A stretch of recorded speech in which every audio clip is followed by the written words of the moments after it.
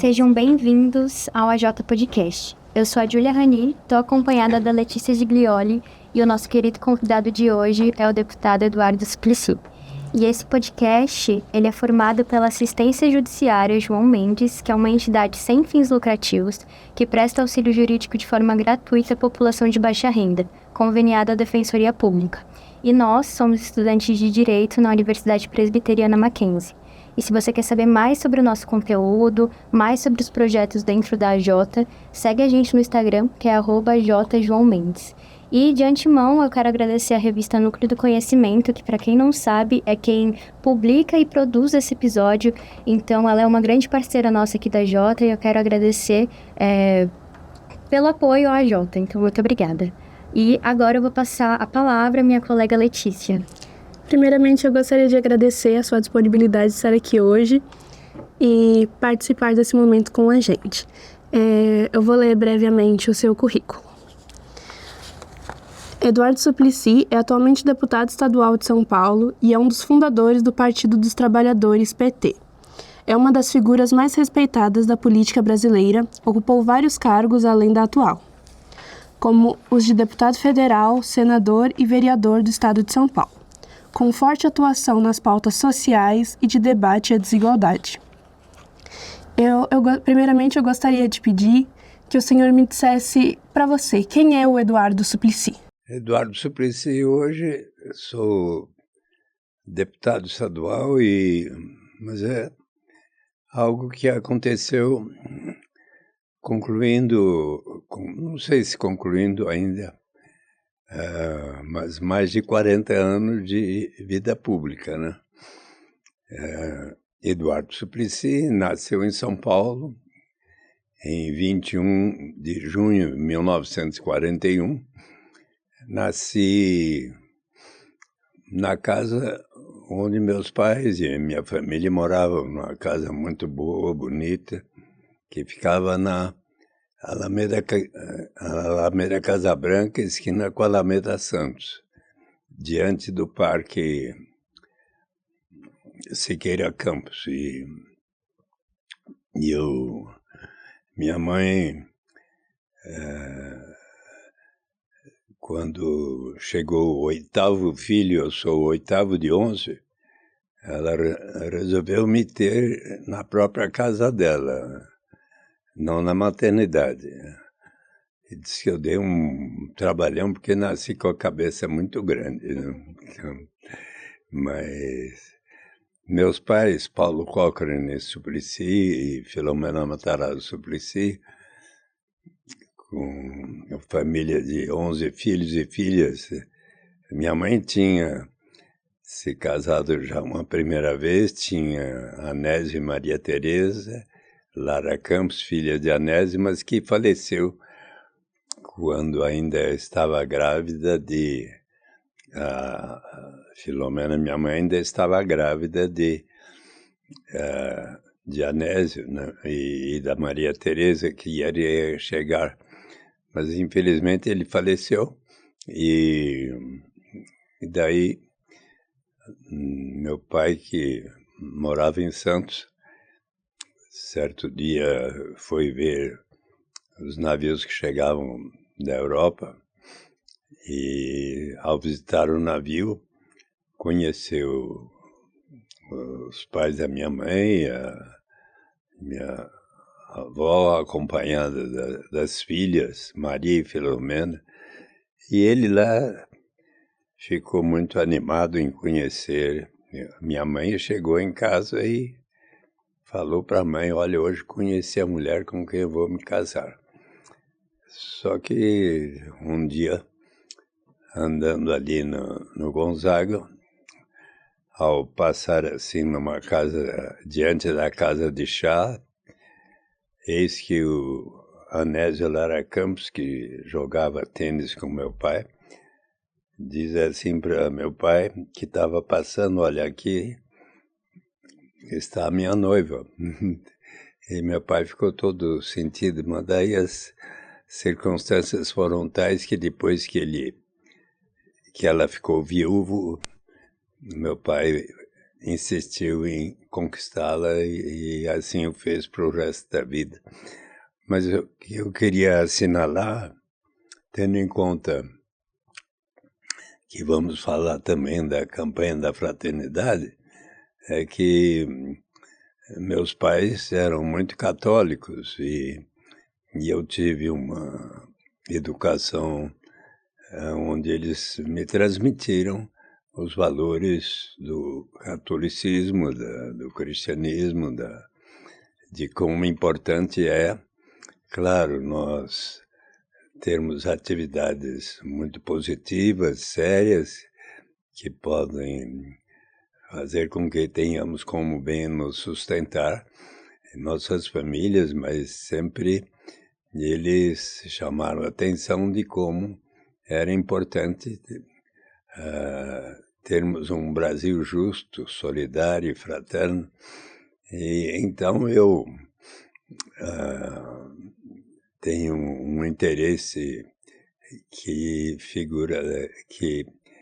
continua até hoje em como contribuir para que o Brasil se torne uma nação, como recomendou o Papa Francisco numa das últimas viagens dele aqui pela América Latina.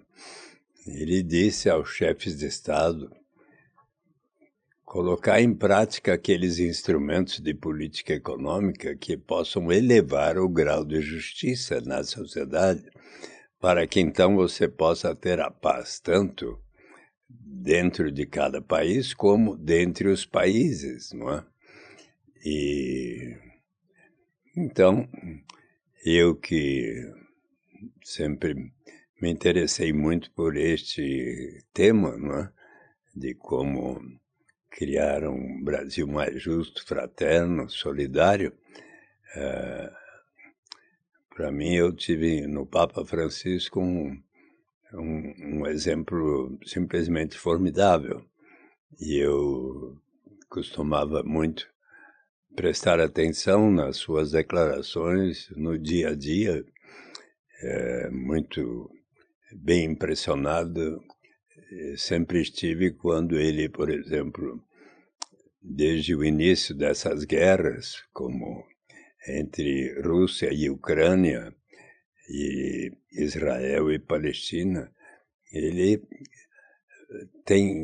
a sua palavra continua muito forte, repercutindo, porque ele era um homem tão extraordinário que os chefes de Estado de quase todos os países do mundo resolveram participar do velório, do enterro do Papa Francisco, não é? Então, e eu, por exemplo, gosto muito deste livro. Vocês conhecem? Vamos sonhar juntos o caminho para um futuro melhor, do Papa Francisco. Olha, eu quero recomendar muito aqui que vocês leiam, inclusive porque, do ponto de vista das mulheres, ele aqui ressalta o quão importante é o papel das mulheres na sociedade, né? E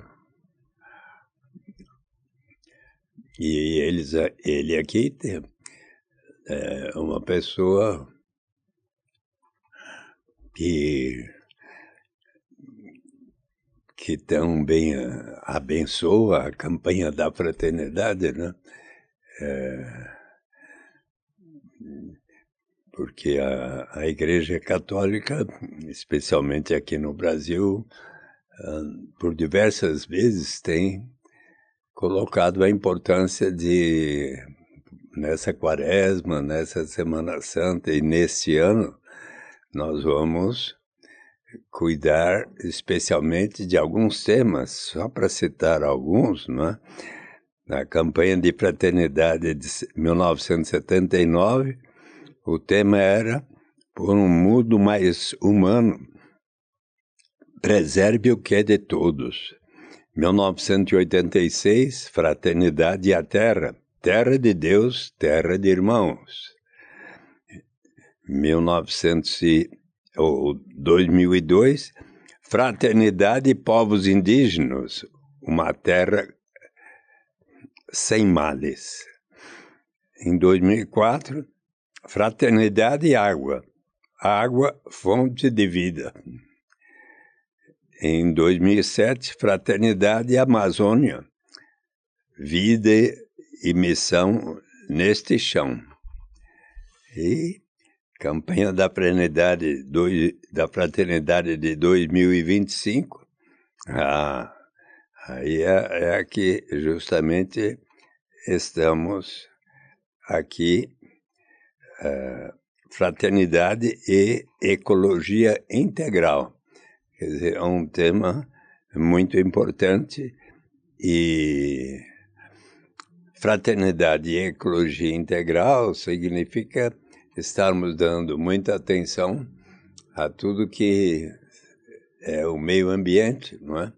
E de como prevenirmos problemas tais como os que temos assistido em tempos recentes no Brasil, não é? Com extraordinárias enchentes causadas por chuvas intensíssimas e como infelizmente ocorreu sobretudo no Rio Grande do Sul, mas em diversas outras cidades brasileiras, inclusive lá no estado do Rio de Janeiro, aqui no estado de São Paulo também, mas é tão importante que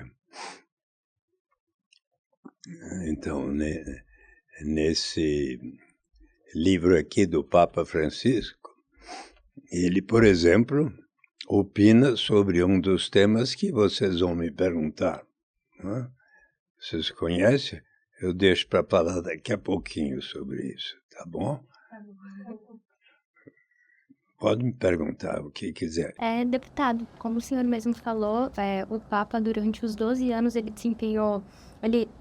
na verdade, reforçou temas como justiça social, solidariedade. E como o senhor avalia a campanha de fraternidade de 2025 para o Brasil? Eu acho muito positivo e acho que nós precisamos estar combinando ações que tanto significam a proteção do meio ambiente e nos precavermos de desastres, como também é importante o que o Papa nos chama a atenção. E agora eu já vou chegar no livro dele com a pergunta que vocês me fizeram, porque veja, note como ele aqui procura combinar tanto a realização da justiça, a promoção de uma sociedade mais igualitária, sem tanta desigualdade, onde se venha a erradicar a pobreza absoluta, mas a pobreza extrema, e como que, ao mesmo tempo, ele chama atenção para que venhamos a cuidar do meio ambiente, ainda mais com as projeções que estão se fazendo, que é possível que a cada ano o planeta Terra tenha um maior nível de calor, que, por sua vez, poderá causar mais chuvas, tempestades, enchentes e inundações, e também eu acho que portanto, combinar as ações de realização de justiça com proteção ao meio ambiente é um tema, esse é o tema da campanha da fraternidade. Mas eu agora vou contar para vocês por que eu gosto tanto do Papa Francisco. Ele diz aqui na página 143, com bastante frequência, o que vemos é... Bom, eu tenho que antes ler mais um parágrafo. Muitos termos do mundo dos negócios sugerem o objetivo fraternal da atividade econômica que precisamos restabelecer nos dias atuais. Por exemplo, companhia vem de partilhar juntos o pão. Corporação quer dizer integração no corpo. Os negócios não são somente uma iniciativa privada. Devem servir ao bem comum. Comum vem do latim cum munus. Cum significa em conjunto, enquanto munus é o serviço dado como presente por um senso de dever. Nosso trabalho engloba tanto uma dimensão individual como uma comum. É uma fonte de crescimento pessoal e também chave para restaurar a dignidade dos nossos povos. Com bastante frequência, o que vemos é o completo oposto. Apesar de gerarem valor, os trabalhadores são tratados como um elemento descartável da empresa, ao passo que alguns acionistas, com seu interesse limitado a maximizar os lucros, é quem toma as decisões. A nossa definição do valor do trabalho também é muito restrita. Devemos superar a ideia de que o trabalho de quem cuida de um familiar, ou de uma mãe em tempo integral, ou de um voluntário num projeto social que assiste centenas de crianças, não é trabalho porque não há salário. E aí ele vem. Reconhecer o valor do trabalho não remunerado para a sociedade é vital para repensarmos o mundo pós-pandemia. Por isso, acredito que seja hora de explorar conceitos como o da renda básica universal, também conhecido como imposto de renda negativo, um pagamento fixo incondicional a todos os cidadãos que poderia ser distribuído através do sistema tributário. A renda básica universal poderia redefinir as relações no mercado laboral, garantindo às pessoas a dignidade de rejeitar condições de trabalho que as aprisionam na pobreza, daria aos indivíduos a segurança básica de que precisam, eliminando o estigma do seguro-desemprego, e facilitaria a mudança de um trabalho para outro, como cada vez mais os imperativos tecnológicos no mundo trabalhista exigem. Políticas como essa também podem ajudar as pessoas a combinar tempo dedicado a trabalho remunerado com tempo para a comunidade. Com o mesmo objetivo, é bem possível que seja também hora de considerar uma redução no horário de trabalho, com um ajuste salarial correspondente, o que paradoxalmente pode aumentar a produtividade. Trabalhar menos para que mais gente tenha acesso ao mercado de trabalho é um aspecto do tipo de pensamento que precisamos explorar com certa urgência. Ao tornar a integração dos pobres e o cuidado com o meio ambiente objetivos centrais da sociedade e da atual campanha da fraternidade, eu estou acrescentando, podemos gerar o trabalho e humanizar nosso retorno. Com uma renda básica universal, liberamos e garantimos que as pessoas sejam capazes de trabalhar em função da sua comunidade de forma digna, ao adotar métodos sustentáveis mais intensivos na produção de alimentos, regeneramos o mundo natural, criamos trabalho e biodiversidade e vivemos melhor. Tudo isso significa ter metas para o bem comum do desenvolvimento humano, em vez de confiar nas falsas suposições do famoso efeito de gotejamento, o qual prega que o crescimento da economia fará todos os mais ricos. Se focarmos na terra, no teto e no trabalho, poderemos recuperar uma relação saudável para o mundo e crescer a partir do serviço aos outros. Desse modo, transcenderemos a mesquinha mentalidade individualista do paradigma liberal sem cair na armadilha do populismo. A democracia, então, se revitaliza, graças às preocupações e à sabedoria do povo ligado a ela. A política pode voltar a ser uma expressão do amor através do serviço. Ao pôr a restauração da dignidade de nossos povos como objetivo central do mundo, pós-pandemia, fazemos com que a dignidade de todos seja o que move nossas ações. Garantir um mundo em que a dignidade seja valorizada e respeitada por meio de ações concretas não é apenas um sonho, mas o caminho de um futuro melhor. E veja só, já na conclusão das suas reflexões, após o que eu recomendo a todos que leiam na íntegra, Vamos Sonhar Juntos o Caminho para um Futuro Melhor, o Papa Francisco, ele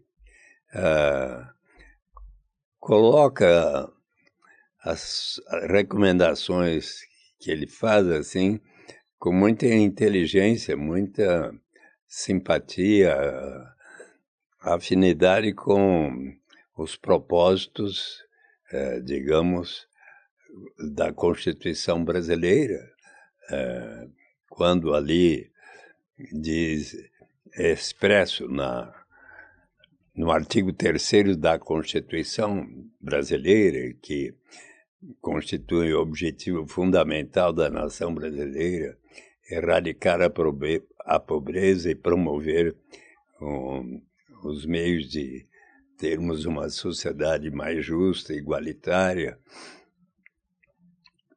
Eu vejo aqui como que a campanha da fraternidade está muito junto aos propósitos que, ao longo de minha vida, eu venho batalhando, seja quando estou falando da tribuna, seja do Senado, da Câmara dos Vereadores, da Assembleia Legislativa, e tanto na Câmara dos Deputados quanto no Senado, tantas vezes eu propugnei, vamos criar um Brasil mais justo, solidário e fraterno. Vamos colocar em prática aqueles instrumentos que signifiquem a realização destes objetivos fundamentais que estão na Constituição brasileira. E então eu me sinto entusiasmado e inclusive agradeço muito o convite que vocês a mim me formularam, porque eu vou completar 84 anos em 21 de junho próximo. E tive um ano de dificuldades com a minha saúde, mas felizmente eu agora estou assim na reta final de meu restabelecimento. E então eu peço a Deus, aos orixás, para que me deem a saúde suficiente para conseguir ver instituída no Brasil a renda básica universal. Por quê? Quando me tornei senador pela primeira vez, eleito em 1990, conversando com amigos e economistas e tal, e me perguntaram o que você está pensando em propor, né? Então eu primeiro propus, já em abril de 1991, que no Brasil fosse instituído uma um programa de garantia de renda mínima através de um imposto de renda negativo, que foi a fórmula que eu tinha estudado e convivido, porque nos Estados Unidos da América, onde eu fui fazer o meu mestrado e o doutoramento, naquela época muito se debateu o conceito da garantia de uma renda mínima através de um imposto de renda negativo. O que era? O projeto dizia: toda pessoa adulta que não receber pelo menos 2 salários mínimos, 45 mil cruzeiros da época, algo como $150 da época, teria o direito de receber 50% da diferença entre aquele patamar e o nível de renda da pessoa. Então, ninguém teria menos que metade de 45 mil.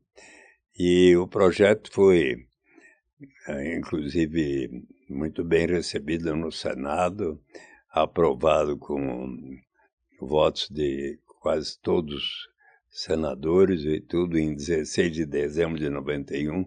Mas quando foi agosto de 1991, Walter Barelli, aquele que havia sido diretor do DIEESE, ele era o coordenador do programa de governo do paralelo do então presidente Lula, que havia perdido a eleição para Fernando Collor de Mello.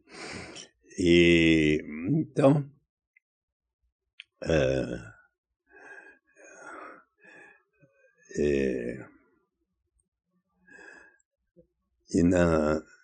portanto, mas aí aconteceu que Walter Barelli, coordenador do programa paralelo, convidou um grupo de economistas simpatizantes do PT para um diálogo em Belo Horizonte, em agosto de 91. E quando eu apresentei, junto com Antônio Maria da Silveira, que havia colaborado comigo,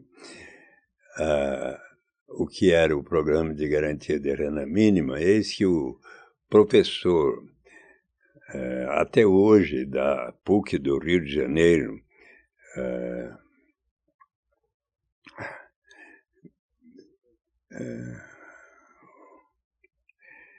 ele disse a mim, José Márcio Camargo: olha, Eduardo, a garantia de uma renda é um bom instrumento, mas seria importante nós relacionarmos as oportunidades de educação, porque um dos maiores problemas brasileiros é o número tão grande de famílias onde os pais, não tendo como dar de comer às crianças, resolvem colocá-las para trabalharem desde os 7, 8, 9, 10 anos de idade. Se provermos a garantia de uma renda às famílias carentes, desde que estejam colocando as suas crianças na escola, iremos contribuir para cortar um dos principais elos do círculo vicioso da pobreza. E ele, então, escreveu artigos em 93 e 95 na Folha de São Paulo com esta proposta, e aconteceu que de 94 para 95, tanto o governador Cristóvão Buarque, então eleito pelo PT, governador do Distrito Federal, e também o prefeito do PSDB em Campinas, José Roberto Magalhães Teixeira, ambos iniciaram projetos de renda mínima associados à educação naquele formato. E isto teve uma repercussão bastante positiva. Ribeirão Preto, Belém, Mundo Novo, Caxias do Sul, cidades em todos os estados brasileiros seguiram aquele exemplo que deu bons resultados. No Congresso Nacional surgiram mais 3 projetos, na Câmara dos Deputados mais 3, no Senado, um deles de Nelson Marquesan, que acabou sendo considerados, os demais foram apensados, e eis que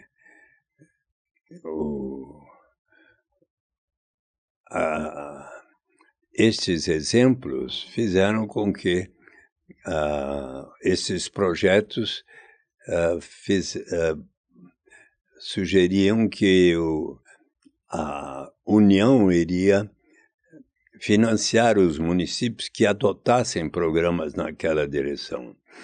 E aí veio o projeto, 6 projetos foram apensados, mas foi aprovado o projeto pelo qual a União contribuiria com pelo menos 50% dos gastos dos municípios que adotassem programas naquela direção. E eu, inclusive, quando foi 1994, veio ao Brasil o professor Felipe Van Pares, que é um dos principais fundadores da Basic Income European Network, que depois se transformou, por minha sugestão, em Basic Income Earth Network, a rede mundial da renda básica. E ele, eu não o conhecia ainda, veio ao Brasil para falar na Universidade Federal do Rio de Janeiro, na Universidade de São Paulo e tudo. E quando eu o conheci, assistindo suas palestras, ele me convidou para ir ao 5º Congresso Internacional da BIAN, em Londres. E eu ali conheci, então, Guy Stenning e Klaus Wolff e tantos, dezenas de economistas que também abraçavam a ideia da renda básica incondicional universal. E eu, então, comecei a interagir com a BIAN, e em 96, Felipe Van Pares voltou a visitar o Brasil, e quando em São Paulo, eu acabei transmitindo, eu era senador, sugeria ao presidente Fernando Henrique Cardoso que recebesse em audiência o Felipe Van Pares. E o Felipe Van Pares disse, na audiência, que demorou uns 50 minutos, disse ao presidente: olha, o ideal será um dia chegarmos à renda básica universal e incondicional, mas relacionada às oportunidades de educação, significará algo muito positivo, e será um investimento muito importante em capital humano.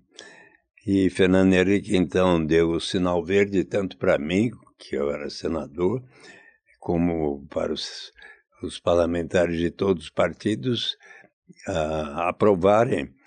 E ele, então, criou o que, baseado no nome que o governador Cristóvão Buarque tinha dado, Bolsa Escola, então veio a primeira lei para a criação do programa Bolsa Escola, que relacionava um mínimo de renda com a exigência de os pais colocarem as suas crianças na escola.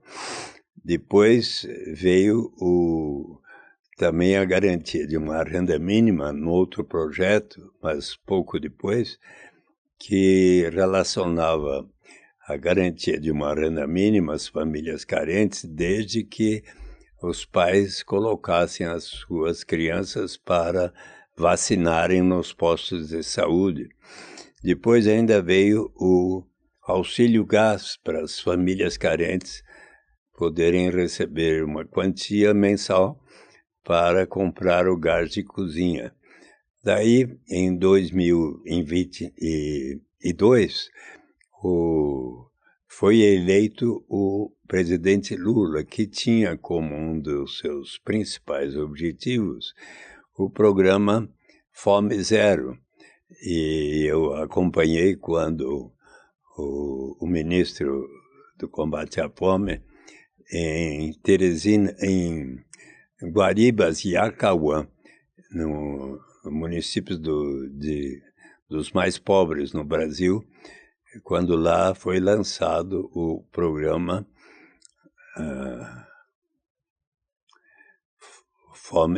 Cartão Alimentação, que provia R$ 50 para cada família carente, desde que gastassem apenas com alimentos,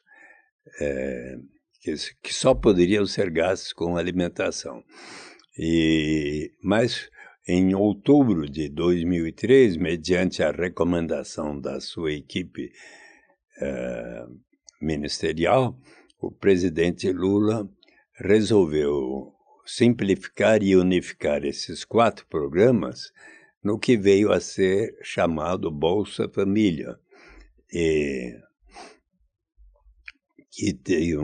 o Brasil, inclusive, é muito reconhecido internacionalmente por ter expandido este programa Bolsa Família. E vocês sabem que durante o governo Jair Bolsonaro, ele até teve um momento, por ocasião da Covid, dos problemas que tivemos com a Covid, ele, inclusive, aumentou o valor do Bolsa Família e tal, e criou o Auxílio Brasil, que tinha até mais exigências do que o Bolsa Família, né? Mas aconteceu que, acho que era julho de 2023, o presidente Lula promulgou uma nova lei que o Congresso Nacional aprovou, a 14.601, pela qual ficava extinto o programa Auxílio Brasil, reinstituiu o programa Bolsa Família, mas diz e qualifica que, conforme está na Lei 10.835 de 2004, de 21 anos atrás, está escrito que o Bolsa Família é um passo na direção de se universalizar e tornar incondicional a renda básica de cidadania. Então, há pelo menos 2 leis, além de o artigo 6º da Constituição, que colocam a necessidade de se garantir uma renda básica incondicional para toda e qualquer pessoa, não importa a sua origem, raça, sexo, idade, condição civil ou mesmo socioeconômica. E que tem tudo a ver com este propósito da campanha da fraternidade, de você combinar a realização da justiça, a atenção aos mais pobres, sobre a qual o Papa Francisco falava tão bem, sempre, né? Além de o Papa Francisco,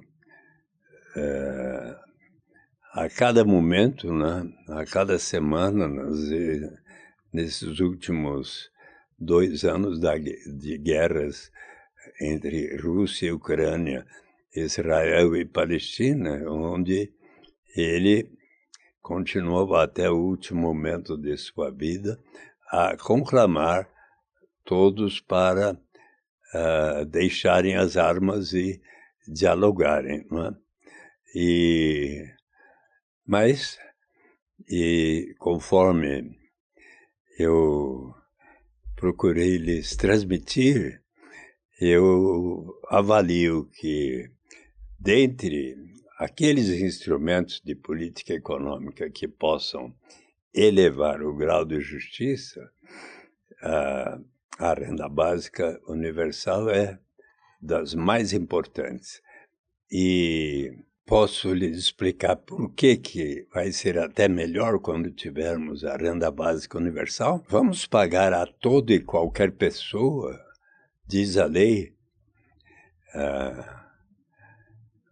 não me importa a sua origem, raça, sexo, idade, condição civil ou mesmo socioeconômica. Portanto, até o Pelé, se fosse vivo, iria receber, até... Então, todos nós aqui iríamos receber, a Letícia e a Júlia, e até o mais bem-sucedido empresário brasileiro. Sim, só que os que temos mais, vamos contribuir para que nós próprios e todos os demais venham a receber. Que vantagens há em relação a um programa tão bem-sucedido que tão bons resultados nos trouxe, como o programa Bolsa Família, que tem tantos méritos? Que vantagens há? Primeiro, eliminamos inteiramente qualquer burocracia envolvida em se ter que saber quanto cada pessoa ganha no mercado formal, isto é, na carteira de trabalho assinada, ou em qualquer atividade que façamos. Digamos, se uma mãe toma conta das crianças da vizinha e recebe um trocado no dia seguinte, não precisa declarar. Eliminamos qualquer estigma ou sentimento de vergonha da pessoa precisar dizer, olha, eu só recebo até tanto, por isso preciso receber tal quantia.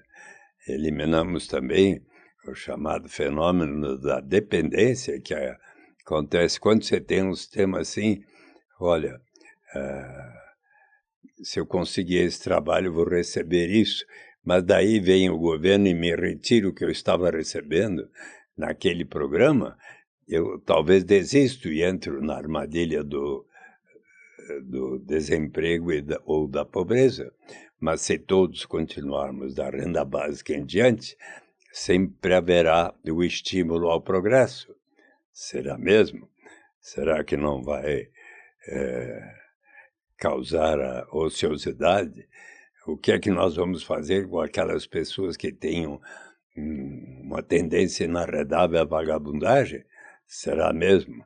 Pensemos em nós, seres humanos, todos nós, mulheres e homens, queremos realizar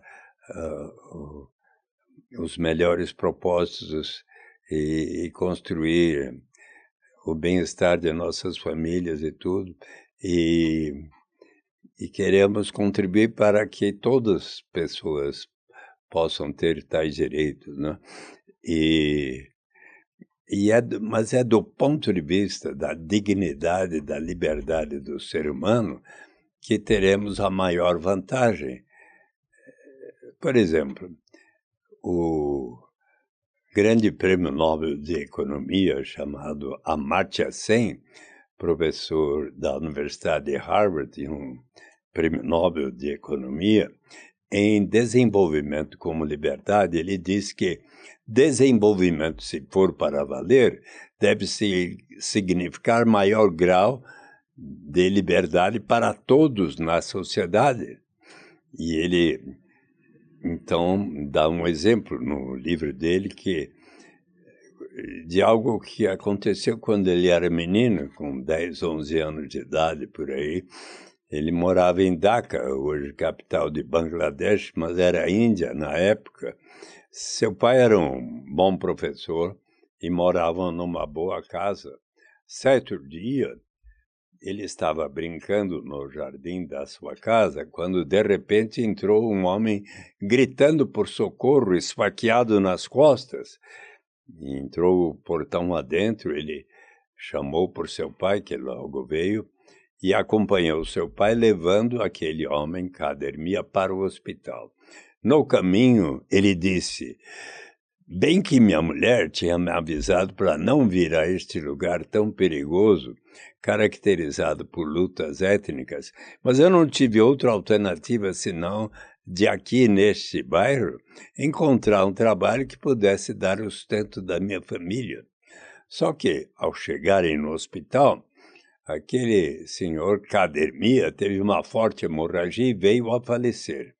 Então, conclui Amartya Sen, tipicamente este homem não tinha liberdade real, precisou colocar a sua saúde e vida em risco para conseguir um trabalho que pudesse dar o sustento da sua família. Então, olha, certo dia eu era vereador na época, recebi a visita de uma freira de uma ordem italiana, explicou ela, do século XVIII ou XIX, destinada a cuidar das prostitutas. E então veio me visitar essa freira, que acho que ela talvez fosse europeia ou francesa tal, mas estava no Brasil há muitos anos, e também veio uma ex-prostituta. E me convidaram para que eu fosse ao Parque da Luz, lá perto do centro, né? E para que conversasse lá com as mulheres prostitutas. E eu fui lá, e tive uma reunião na Casa de Chá do Parque da Luz e ouvi diversas histórias. E eu expliquei como vai funcionar a renda básica também. E ainda mais, uma mãe me disse, olha, eu não estava conseguindo dar de comer para meus filhos, resolvi aqui me prostituir no Parque da Luz. Ou para aquele rapaz que vocês conhecem bem, acredito, né? Personagem dos Racionais MCs, do meu amigo Mano Brown, o homem na estrada que recomeça o seu caminho, a sua dignidade, a sua liberdade, que foi perdida, quer mostrar a si mesmo que realmente mudou, que se recuperou, quer viver em paz e dizer ao crime nunca mais. O dia que houver para si, para cada pessoa na sua família, uma renda básica como um direito à cidadania e suficiente para atender às necessidades vitais dele próprio e de cada membro da sua família, este rapaz vai ganhar, aquela mãe, vão ganhar o direito de dizer não, diante de uma única alternativa que lhe surja pela frente, mas que vai ferir a sua dignidade, colocar a sua saúde e vida em risco. Vão poder dizer, agora, graças à renda básica, para mim e cada membro da minha família, eu vou poder aguardar um tempo. Quem sabe fazer um curso aqui numa instituição na minha cidade, com as professoras Letícia e Júlia, e até que surja uma oportunidade mais de acordo com a minha vocação. É nesse sentido, pois, que a renda básica universal e incondicional vai elevar o grau de dignidade e liberdade para todos na sociedade. Que bom que o Papa Francisco abraçou também essa causa. Ficou claro a explicação do que é? Gostaram? Que bom, eu fico contente.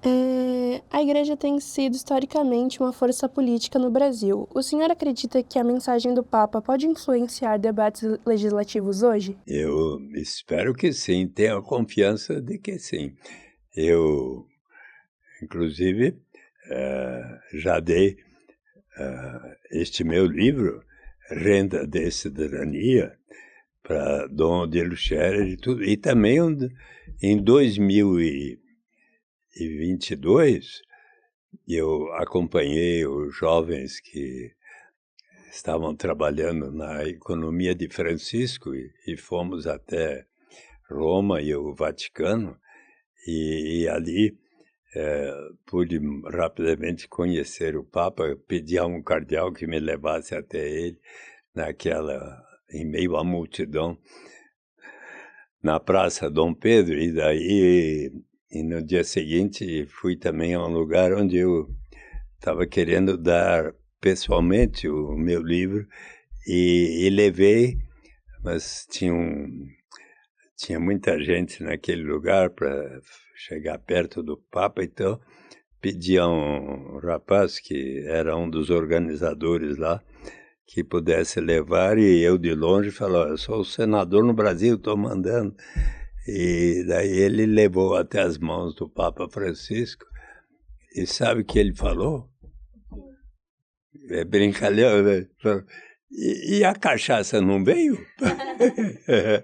Então, eu achei muito de bom humor. Mas Dom Odilo, por exemplo, e Padre Júlio Lancelotti, por exemplo, eles conhecem o que é a renda básica e tudo, e eu quero estimular que mais e mais este programa que vocês me entrevistam é uma oportunidade para que eu possa transmitir tanto aos membros da Igreja Católica como ao Congresso Nacional, ao governo do presidente Lula. Vocês sabem que era outubro de 2023, eu escrevi uma carta ao presidente Lula sugerindo que ele criasse um grupo de trabalho para estudar os passos previstos na legislação de como passar do programa Bolsa Família até chegarmos à renda básica universal. E quero lhes transmitir que, felizmente, o presidente Lula aceitou esta sugestão, e inclusive que esse grupo de trabalho interagisse com o chamado Conselhão, Conselho de Desenvolvimento Econômico, Social e Sustentável, onde estão 246 pessoas, representantes desde os mais importantes empresários do país, como o presidente da Fiesp, da Associação Comercial dos diversos estados, mas também trabalhadores dos diversos sindicatos, das centrais sindicais, seja da CUT, seja das mais diversas outras entidades sindicais, e também que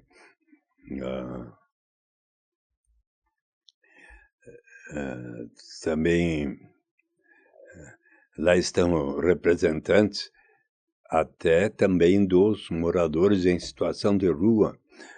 E era 2019, certo dia, o Darcy Costa, que é o presidente da Associação Nacional dos Moradores em Situação de Rua, me convidou para que eu fosse lá no lugar onde ele recebe tantos moradores em situação de rua, em São Paulo, aqui num dos viadutos da 23 de Maio, e eis que ele me convidou, eu gostaria que você fizesse uma explicação a nós, moradores em situação de rua, sobre a proposta da renda básica como um direito à cidadania. E eu, então, fiz a palestra para cerca de 60 moradores em situação de rua, e quando eu terminei, eles falaram, olha, nós queremos escrever ao presidente e ao Congresso Nacional que logo coloquem em prática, né? E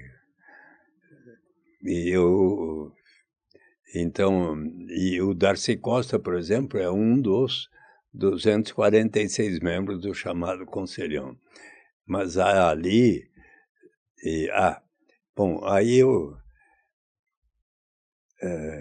fiz a sugestão ao presidente em 1º de fevereiro do ano passado, 2024, eu fui recebido pelo presidente ali no Palácio do Planalto, juntamente com o ministro Alexandre Padilha, que então era o ministro das Relações Institucionais e hoje da Saúde.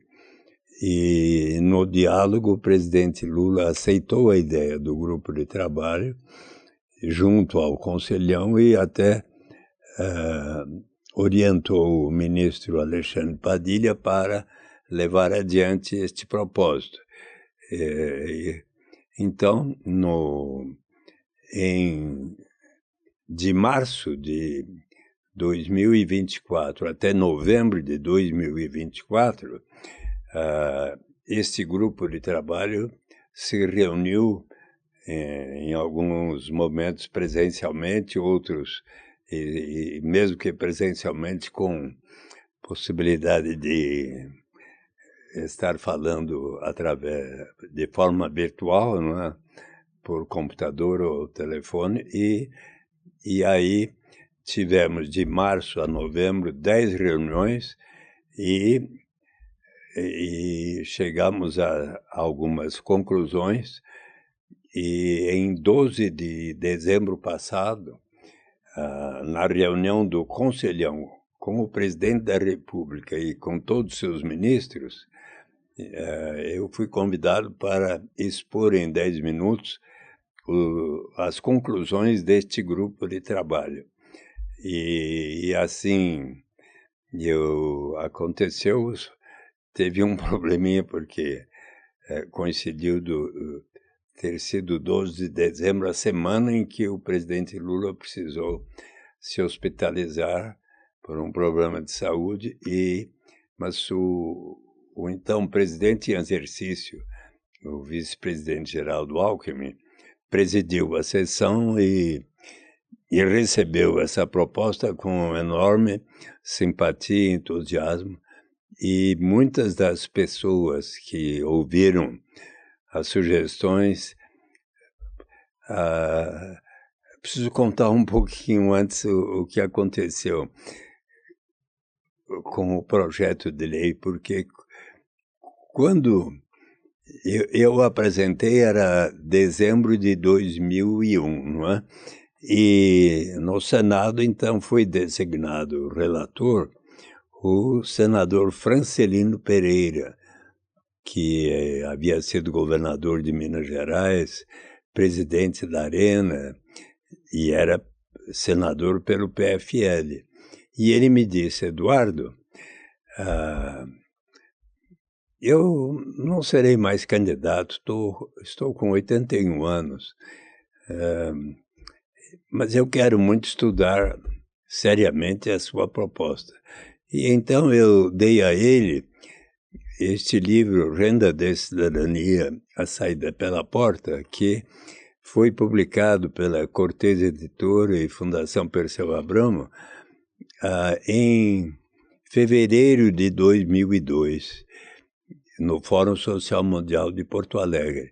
E ele, então, leu o livro e disse: Eduardo, é uma boa ideia, mas você precisa torná-la compatível com a Lei de Responsabilidade Fiscal, pela qual, para cada despesa, precisa haver a receita correspondente. Que tal você aceitar um parágrafo que diga que será instituída por etapas, gradualmente, iniciando por aqueles mais necessitados? E aí eu pensei e refleti a respeito de um dos principais autores que defendem a renda básica de cidadania, Prêmio Nobel de Economia, o James Edward Mead, contemporâneo de John Maynard Keynes, que já em 1935 fez com que escreveu um livro de como propor soluções de política econômica para o Partido Trabalhista inglês,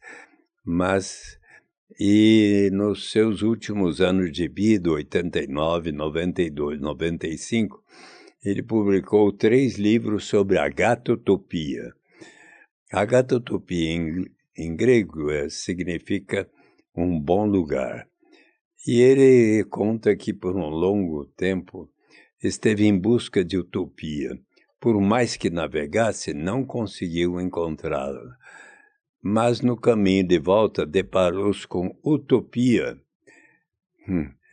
E ali chegando tornou-se um amigo de um economista que disse a ele, olha, os agatotopianos não vão lhe dizer onde fica a utopia, porque eles têm uma grande diferença com eles, porque eles construíram um lugar. Eles são pessoas perfeitas que construíram um lugar perfeito, enquanto que nós, agatotopianos, somos seres humanos imperfeitos, mas conseguimos construir um bom lugar.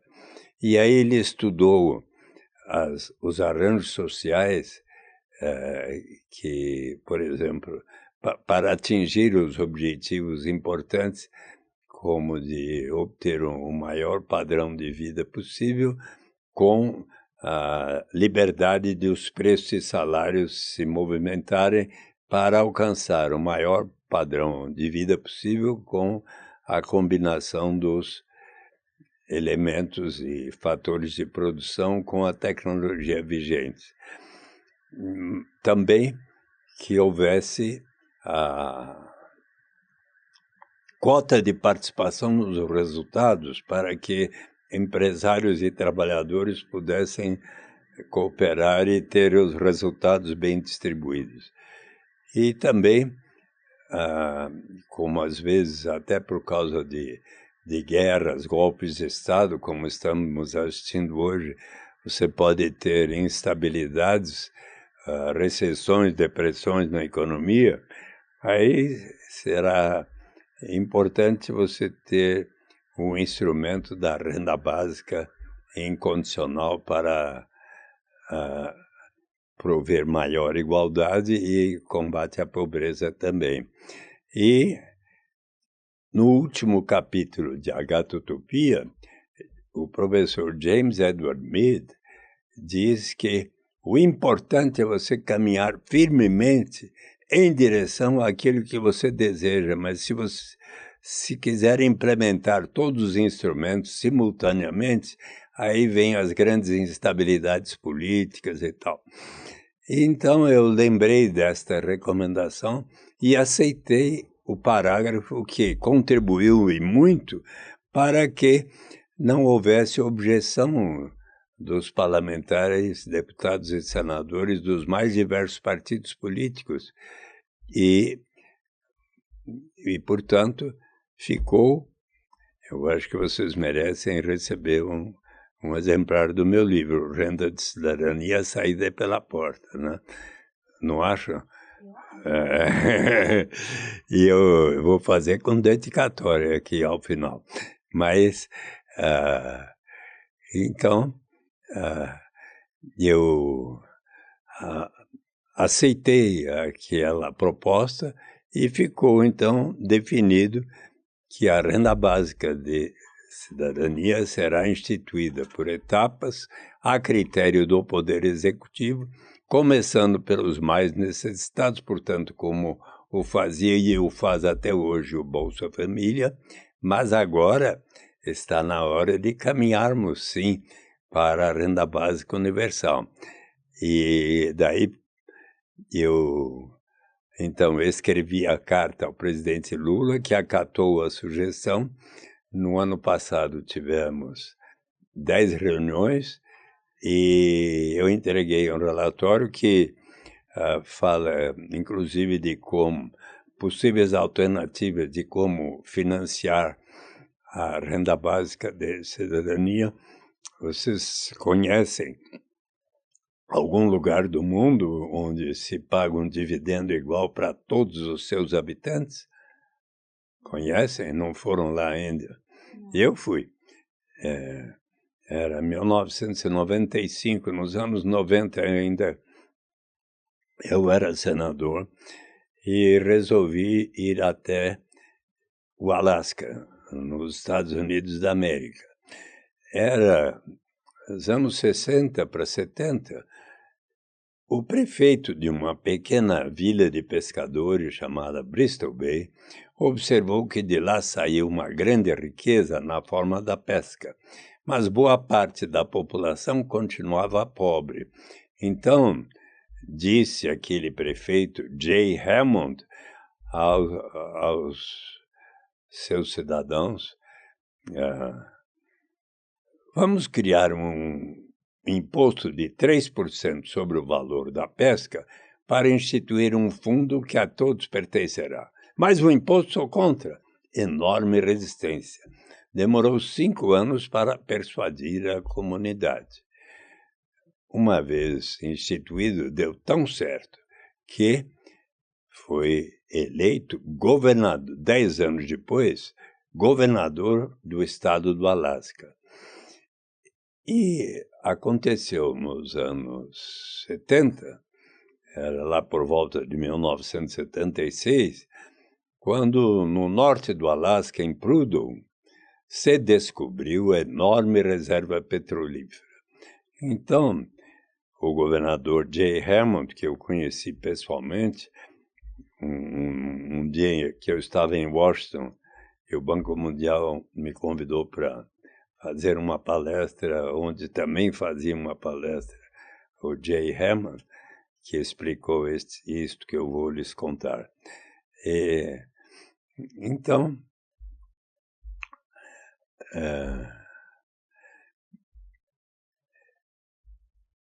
o governador Jay Hammond propôs aos seus, então, 300 mil habitantes do Alasca: nós precisamos pensar não apenas na geração presente, mas na vindoura, porque o petróleo, como outros recursos naturais, não é renovável.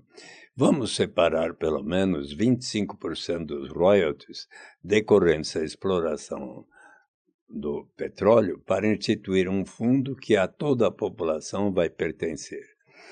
E então ele quis que todos debatessem e votassem. 76 mil disseram sim, 38 mil não, 2-1, venceu. E então, aqueles recursos passaram a ser investidos, 25% dos royalties, no Fundo Permanente do Alasca, que evoluiu em valor de $1 bilhão no início dos anos 80 para hoje, mais de 80 bilhões de dólares. Hoje, no Alasca, há 730 e tantos mil habitantes. E eu estive lá por 7 dias e só ouvi elogios ao Fundo Permanente do Alasca. A partir de 1982, cada pessoa residente no Alasca há 1 ano ou mais passou a receber um dividendo anual que foi evoluindo de 300, 400, 500 e tantos dólares por ano para mais de $2 mil em anos recentes por ano. E qual foi a consequência? 1980, Alasca era o mais desigual dos 50 estados norte-americanos. Hoje, Alasca, com o coeficiente Gini da ordem de 0,42, 43, junto com Utah e acho que outro estado, são os mais igualitários dos Estados Unidos e constitui suicídio político para qualquer liderança do Alasca propor o fim deste sistema. Há hoje, em praticamente quase todos os países do mundo, está se debatendo e realizando experiências da renda básica, onde já existe, por exemplo, em Macau. Experiências têm sido feitas em Madhya Pradesh, na Índia, na Namíbia, houve uma experiência numa vila rural pobre que foi considerada muito positiva. No Quênia, um dos países mais pobres da África e do mundo, eis que o Jain Family, outra instituição, uma instituição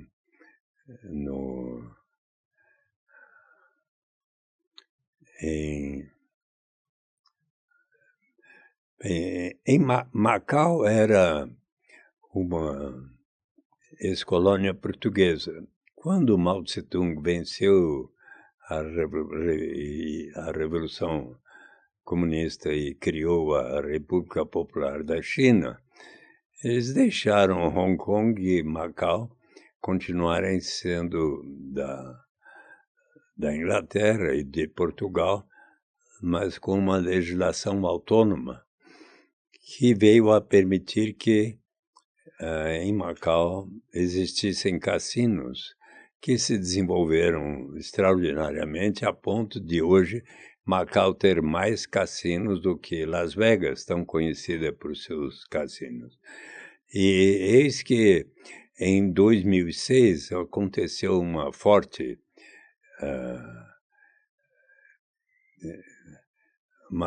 tensão popular. E o governo, então, que tinha a autoridade local e o parlamento, resolveram que Macau poderia ter cassinos e, mais do que isso, que dos rendimentos de cassinos, hotéis, restaurantes, se formasse um fundo e que passaria a pagar a cada habitante de Macau um dividendo anual que começou sendo de 4.000 patacas em 2008 e nesses últimos anos vem aumentando para 5.000, 6.000, 10.000 patacas por ano, que é a moeda local. E eu, inclusive, passei em Macau 2 dias, indo à Coreia do Sul para um congresso internacional da BIAN, acho que foi por volta de 2016, e pude constatar que era muito bem recebida pela população aquela renda básica. E também no Quênia, eu junto com a Mônica Dallari, que escreveu esse livro aqui comigo, Um Jeito de Fazer Política, aqui há um capítulo sobre a visita que fizemos em 2019 às vilas rurais pobres do Quênia, onde, em função da criação de uma organização que resolveu combater a pobreza e ganhou um prêmio do Google de $2,5 milhões de dólares, depois das empresas do Vale do Silício, mais 20 e tantos milhões de dólares, e fizeram um fundo de $30 milhões para realizar experiências de combate à pobreza e promover maior justiça em países relativamente mais pobres. E dentre eles foi escolhido o Quênia. Então nós fomos visitar o Quênia, primeiro 2 dias em Nairobi, onde conhecemos a sede desta entidade, formada por 4 estudantes que se formaram em Harvard e no MIT, e aí eis que assistimos ali como eram 34 membros que telefonavam para todos os que estavam recebendo naquelas vilas rurais pobres do Quênia uma renda básica modesta, $22 por mês, mas que no Quênia é relevante. E eu com a Mônica fomos percorrer depois, por 5 dias, as famílias nessas regiões mais pobres do Quênia, onde foi realizada essa experiência, e perguntamos, quando vocês começaram a receber a renda básica, passaram a trabalhar mais ou menos? Muito mais. Aqui eu comecei a plantar nesta área aqui frutas, legumes, verduras e passei a ter muito maior renda. E outro que comprou uma motocicleta para levar coisas e pessoas para os mais diversos lugares, as mais diversas atividades. Que mudanças houve? Nós, marido e mulher, quando nos reunimos no dia em que chega a renda básica para decidir no que gastar. Qual a primeira prioridade? A educação de nossas crianças e adolescentes, material escolar e assim por diante. Também algumas eram casas assim muito simples e pobres. Trocamos o telhado que era de sapé por telhado de madeira, compramos alguns móveis. E outro que... Bem, que mudanças mais houve? A violência doméstica contra as mulheres diminuiu 51%. E a violência sexual contra as mulheres diminuiu em 66%. Só para ilustrar, e nós contamos isso neste livro, né? Mas eu agora estou bastante confiante. Nestes dias estou em contato com o secretário executivo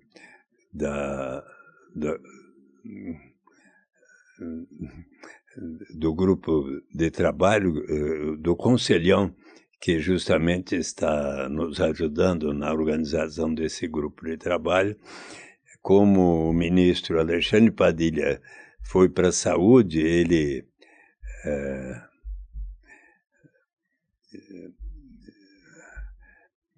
que é o Beltrão, ele também acompanhou o ministro da Saúde, mas está me apresentando a nova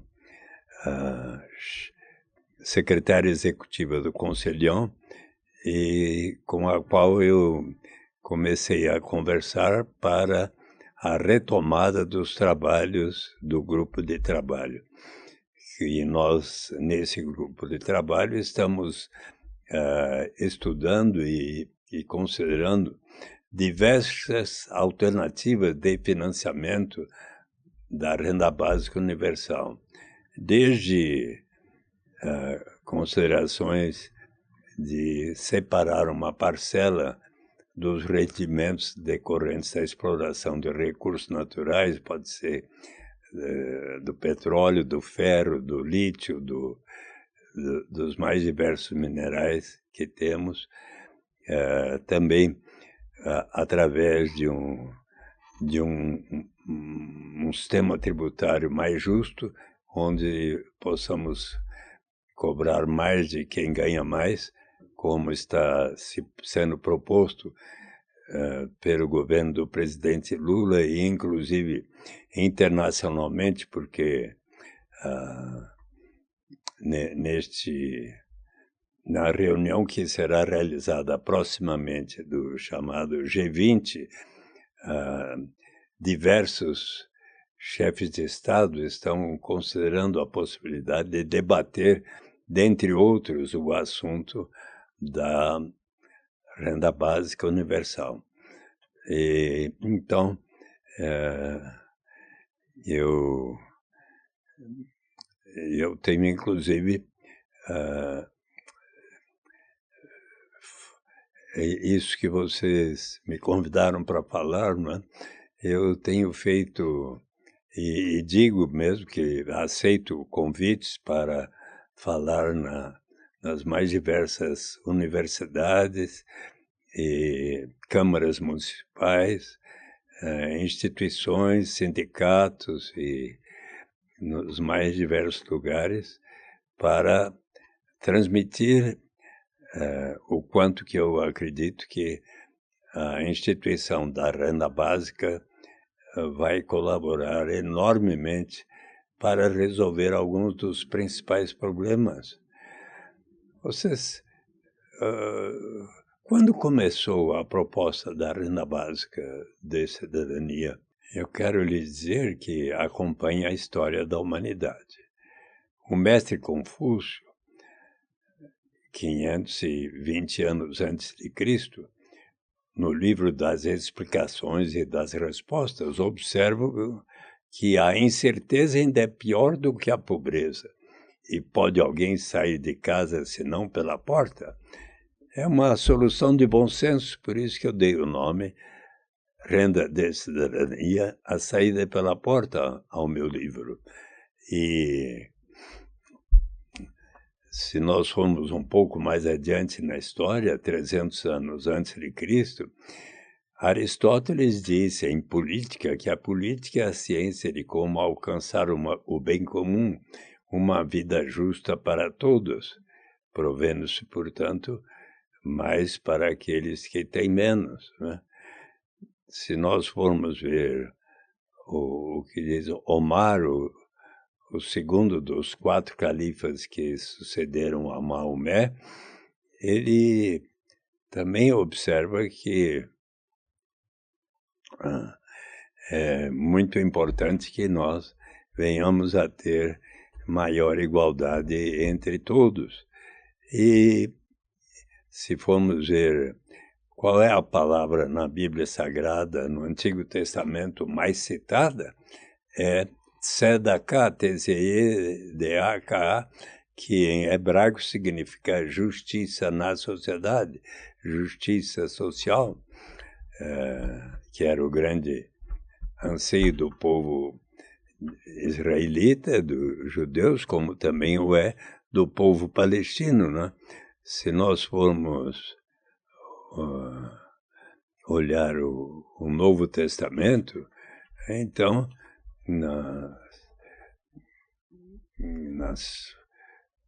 nos Atos dos Apóstolos está escrito o quanto que eles eram muito solidários, resolveram vender todos os seus pertences e morar conjuntamente e ali colocar que cada um vai ter aquilo que for necessário para si próprio. E depois, Thomas More, autor de Utopia, é considerado, e ele escreveu Utopia em 1517, não é? 16, 17, ele, em Utopia, tem um momento em que ele descreve como é que o cardeal Morton, conversando com inúmeras pessoas, debatiam por que é que, embora instituída na Inglaterra no início do século XVI, a pena de morte não havia colaborado para diminuir a criminalidade violenta, os assaltos, os roubos, os assassinatos. E então o viajante português denominado Rafael Ítalo-Deu em grego é um contador de histórias, observou que muito mais eficaz do que infligir esses castigos horríveis a quem não tem alternativa, senão de primeiro tornar-se um ladrão para daí ser transformado em cadáver, é você assegurar a sobrevivência das pessoas. E com base nesta reflexão, um amigo de Thomas More, chamado Juan Luis Vives, 10 anos depois, escreveu para o prefeito da cidade flamenga de Bruges, na Bélgica, um tratado de subvenção aos pobres, onde pela primeira vez propõe a garantia de renda para os habitantes de Bruges. Por isso, Thomas More é considerado um dos mais ilustres pensadores que bem fundamentaram o direito à renda básica. Mas teríamos tantas outros pensadores, Bertrand Russell, 1918, no livro em que ele faz reflexões sobre o capitalismo, o socialismo, o sindicalismo, e ele chega à conclusão de que a melhor solução para resolver os problemas de desigualdade, de injustiça e é você instituir uma renda básica para todas as pessoas na sociedade. Então, e gostaria de lhes dizer, vocês sabem que um município no Brasil resolveu realizar uma experiência da renda básica? Já estiveram lá? Vocês? De que estado vocês são? São Paulo. Vocês podem fazer uma visita na costa do Rio de Janeiro, a cidade de Maricá. Era 2015, certo dia eu fiz uma palestra aqui em São Paulo sobre os direitos humanos e as vantagens da renda básica universal. E eis que estava na plateia o então prefeito de Maricá, Washington Quaquá, que depois, quer dizer, que teve mais, estava já na conclusão do seu segundo mandato, mas ele chegou e disse, quando eu terminei a explicação, eu quero aplicar em Maricá, e começou a fazê-lo gradualmente. Em janeiro de 2016, todas as famílias que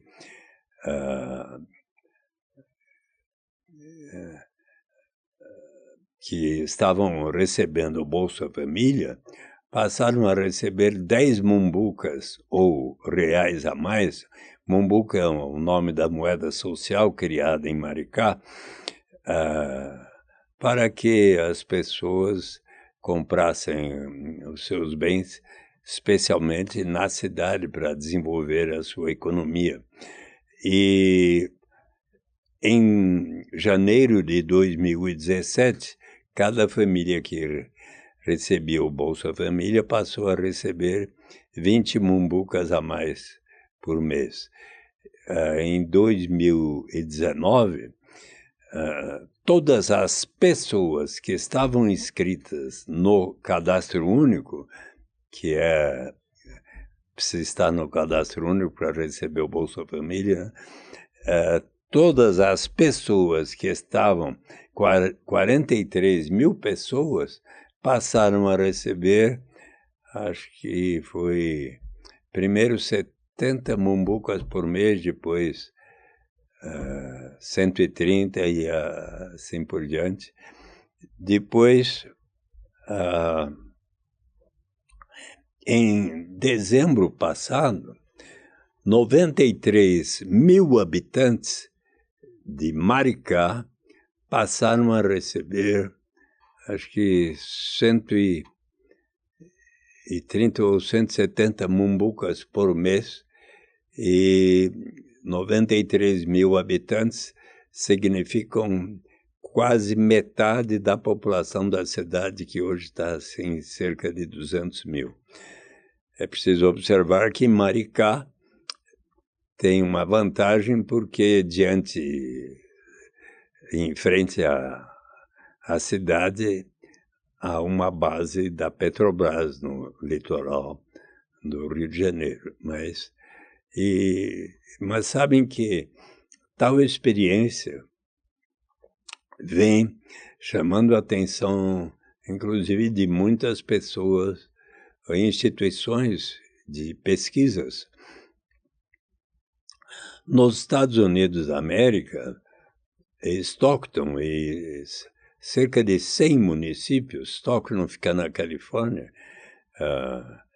estão realizando experiências as mais diversas da renda básica, assim como em muitos países, como na Índia, Namíbia, Quênia e países europeus como Espanha, Suécia, Suíça e tantas outras, Alemanha, têm feito experiências de transferência de renda com muitas pessoas já falando em defesa da renda básica universal, nos mais diversos países e continentes.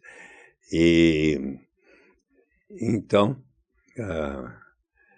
acho o interesse foi tal que o Jane Family Institute, que está estudando a experiência de Stockton e de outras cidades norte-americanas, resolveu, ao saber de Maricá, fazer com a Universidade Federal Fluminense um intercâmbio para estudar os efeitos da renda básica universal em Maricá e Niterói, que também criou uma moeda social nova, Araribóia, e está realizando experiências de transferência de renda. E então, no último congresso internacional da Basic Income Earth Network, que se realizou na Universidade de Bath, BATH, na Inglaterra, eu estive lá presente, mas representantes dos mais diversos países concordaram, diante dessas experiências de Maricá e Niterói, a realização do 24º Congresso Internacional da BIAN, Basic Income Earth Network, a rede internacional da renda básica, a se realizar no Brasil, de 25 a 29 de agosto próximo, e vai haver 2 dias de reuniões em Maricá e mais 3 dias de reuniões em Niterói, que são vizinhas. Então, acho que uns 20, 30 minutos de uma cidade para outra, né? E então resolveram que o próximo Congresso Internacional da BIAN se realizará no Brasil. E eu aqui aproveito para lhes convidar também, a Letícia e a Júlia, para participarem deste congresso. Eu soube hoje que já há 19 papers, ou trabalhos que serão apresentados, que foram aprovados pela Rede Brasileira da Renda Básica, que está organizando este evento, não é? E haverá um dia destinado ao debate sobre a renda básica na América Latina, e porque há diversos países e representantes de diversos países que estarão também interessados no tema, e todas aquelas pessoas que estejam interessadas podem acessar o site da BIAN, Basic Income Earth Network, e também o site da Rede Brasileira da Renda Básica, para obter mais informações, se desejarem participar do Congresso, 24º Congresso da BIAN, onde estarão, dentre outros, Felipe Van Pares, Guy Stenning, Yannick van der Voort, Klaus Hoff e outros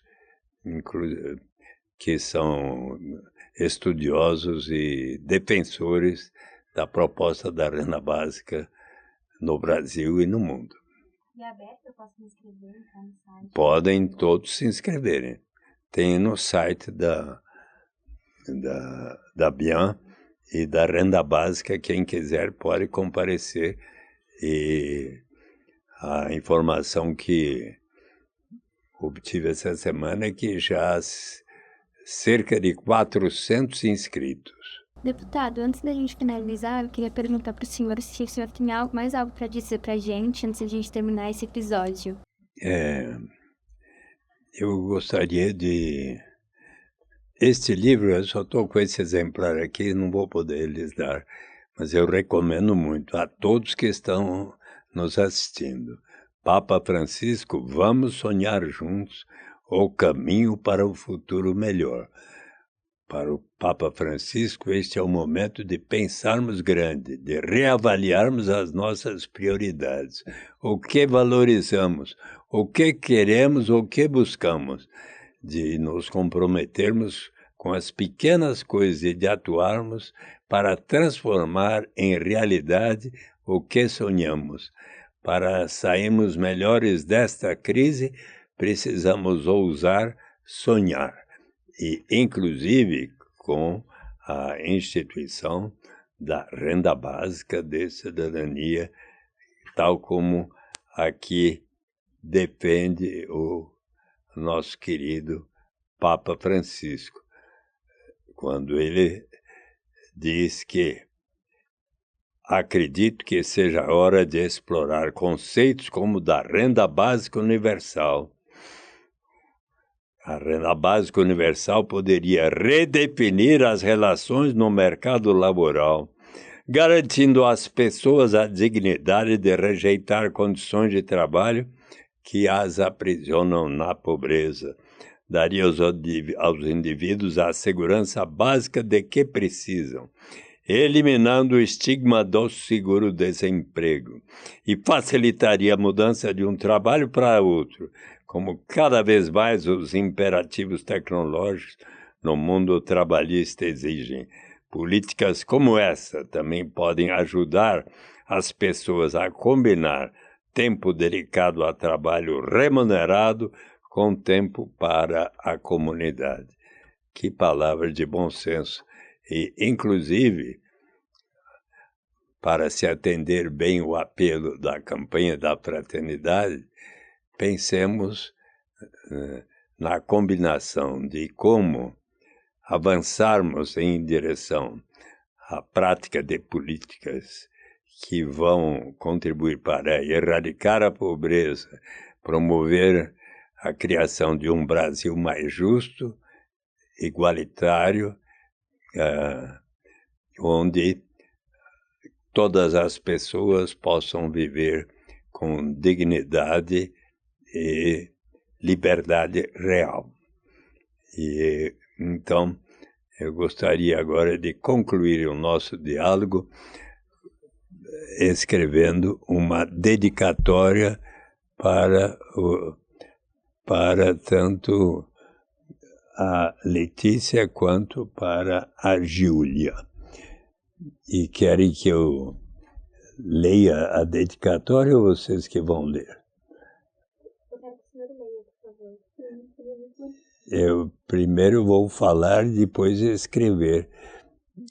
As queridas Letícia e Júlia, possamos logo no Brasil e na terra colocar em prática os princípios de justiça e logo vermos todas as pessoas juntas na mesa da fraternidade. E eu lhes pergunto, qual foi uma das pessoas, um dos que falou que quer ver um dia todas as pessoas juntas na mesa da fraternidade? Um homem que ganhou o Prêmio Nobel da Paz e que fez um dos mais belos discursos da história da humanidade, que está, inclusive, traduzido de inglês para o português por mim próprio, porque certo dia eu fui convidado para falar para os 1.200 jovens do MST na Universidade de Campinas, no ginásio lá. E eu pensei comigo mesmo, o que será interessante eu colocar para eles? E lembrei da beleza deste pronunciamento que fala estas coisas.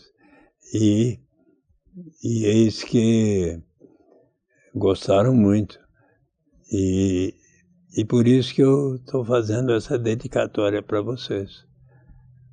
Quem é que falou num dos mais belos discursos da história da humanidade que ele quer ver todas as pessoas juntas na mesa da fraternidade? Os ex-filhos de escravo e os ex-filhos de donos de escravos. Todos juntos sendo capazes de um dia se sentarem juntos na mesa da fraternidade. Faz parte da campanha da fraternidade, não faz? E quem que falou isso? No dia em que se completavam 100 anos da abolição da escravidão. Nos Estados Unidos da América se vivia um tempo de conflitos grandes entre negros e outros. Quarteirões de Chicago, Los Angeles, São Francisco, Detroit estavam sendo incendiados. E eis que, então, uma pessoa resolveu ir até a Índia estudar os passos dados por Mahatma Gandhi, todos pacíficos, para conquistar o que ele conquistou em 1949, a independência da Índia. E esta pessoa voltou aos Estados Unidos e começou a pregar pelos direitos sociais iguais para todos, inclusive de todas as raças. E começou a falar em todas as igrejas, as universidades, em praças públicas e tal, até o dia em que se comemorava os 100 anos da abolição da escravidão. 28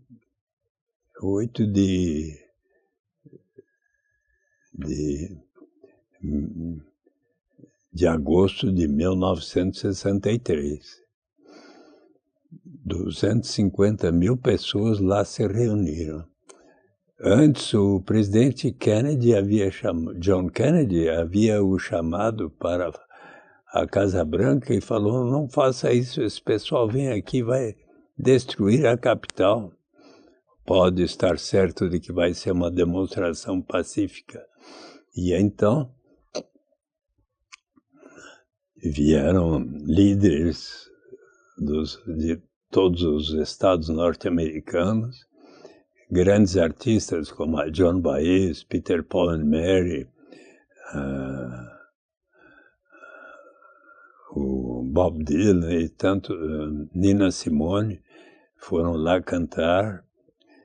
E ao final, este homem fez esse lindo discurso, onde falou coisas assim muito significativas, né? Posso falar uns trechos? Eu estou feliz de me juntar hoje a vocês naquela que ficará na história como a maior demonstração em favor da liberdade da história de nossa nação. Há 100 anos, um grande americano, sob cuja sombra simbólica estamos hoje, assinou a proclamação da emancipação. Ele estava falando diante do memorial de Abraham Lincoln, autor da abolição da escravidão. Esse oportuno decreto tornou-se uma grande fonte de luz para milhões de escravos negros que foram queimados nas chamas de causticante injustiça. Veio como o alegre raiar do amanhecer que acabou com a longa noite de seu cativeiro. Mas 100 anos depois, o negro não é livre. Ainda, 100 anos depois, a vida do negro ainda tristemente mutilada pelas formas de segregação, pelas correntes de discriminação. 100 anos depois, o negro vive numa solitária ilha da pobreza, em meio a um vasto oceano de prosperidade material. 100 anos depois, o negro ainda definha pelos cantos da sociedade americana e se encontra exilado em sua própria terra. Assim, nós viemos hoje para dramatizar uma condição vergonhosa. De certo modo, viemos à capital de nossa nação para descontar um cheque.